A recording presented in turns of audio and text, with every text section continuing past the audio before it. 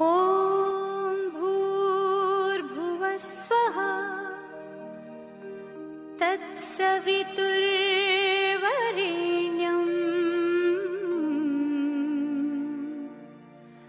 भर्गो देवस्य धीमहि धियो यो नः प्रचोदयात्।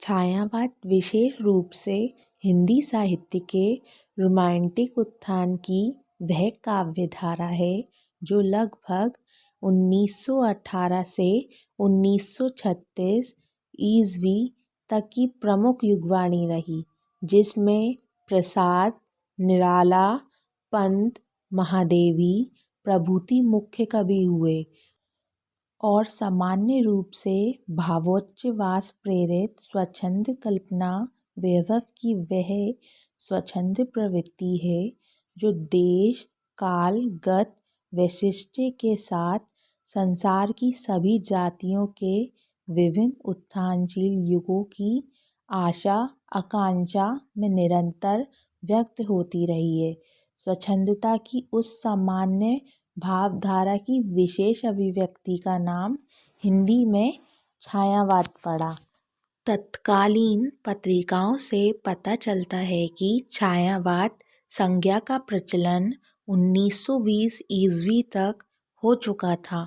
मुकुटधर पांडे ने 1920 ईस्वी में जबलपुर की श्री शारदा पत्रिका में हिंदी में छायावाद शीर्षक 4 निबंधों की एक लेखमाला प्रकाशित करवाई थी।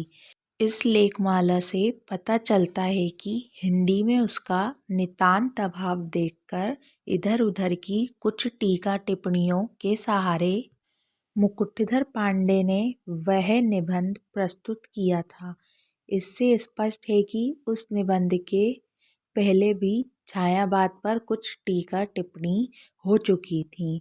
उस युग की प्रतिनिधि पत्रिका सरस्वती में छायावाद का प्रथम उल्लेख जून 1921 ईस्वी के अंक में मिलता है।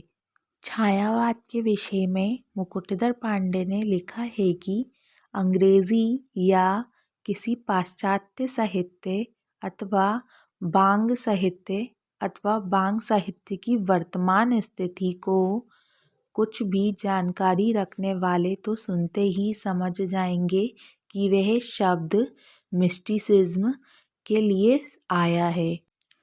छायावाद के लिए मिस्टिसिज्म शब्द के आते ही रहस्यवाद शब्द को बुनियाद पड़ गई और सुकवि किंकर आचार्य महावीर प्रसाद द्विवेदी के आजकल के हिंदी कवि और कविता सरस्वती 6 मई 1927 से पता चलता है कि जिन कविताओं को और लोग छायावाद कहते थे उन्हीं को वह रहस्यवाद कहना चाहते थे। लेकिन मुकुटधर पांडे जहाँ उनमें आध्यात्मिकता देखते थे वहाँ आचार्य द्विवेदी के लिए वे अनुयोक्ति पद्धति से अधिक न थी।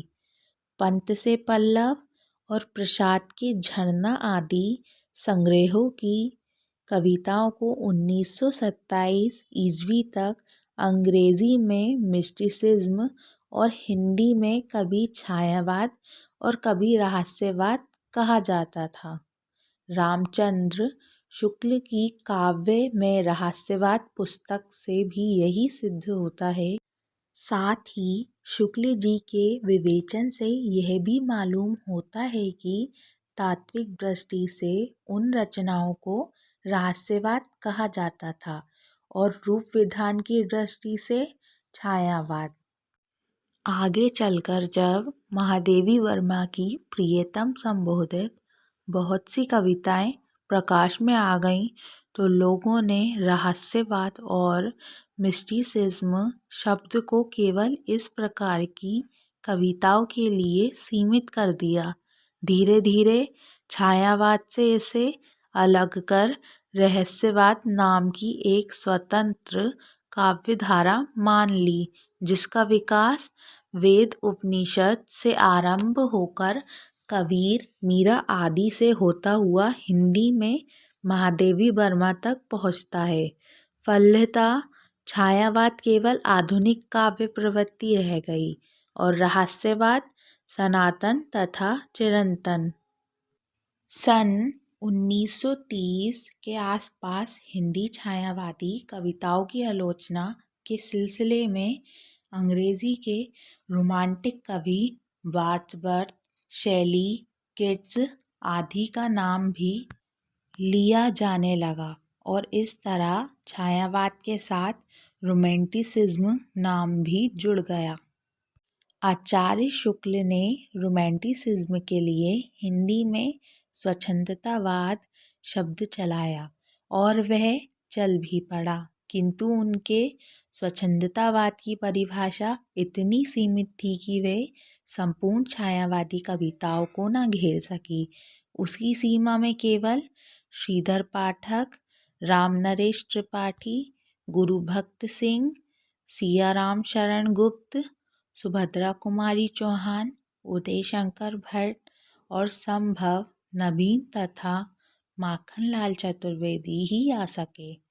उनके अनुसार प्राकृतिक प्रांगण के चर अचर प्राणियों का रागपूर्ण परिचय उनकी गतिविधि पर आत्मीयता व्यंजक दृष्टिपात, सुख दुख में उनके साहचर्य की भावना, ये सब बातें स्वाभाविक स्वच्छंदता के पदचिह्न हैं।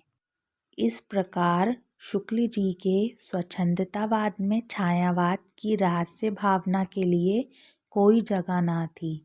फलतः स्वच्छंदतावाद अंग्रेजी के रोमांटिसिज्म का अनुवाद होते हुए भी छायावादी कविता का केवल एक अंग बनकर रह गया और धीरे धीरे छायावाद संपूर्ण रोमांटिसिज्म का वाचक बन गया। आजकल हिंदी में जब छायावाद कहा जाता है तो उसका मतलब उसी तरह की कविता से होता है जिन्हें यूरोपीय साहित्य में रोमांटिसिज्म की संज्ञा दी जाती है और जिसके अंतर्गत रहस्य भावना तथा स्वच्छंदता भाव के साथ साथ और भी कई बातें मिलती हैं।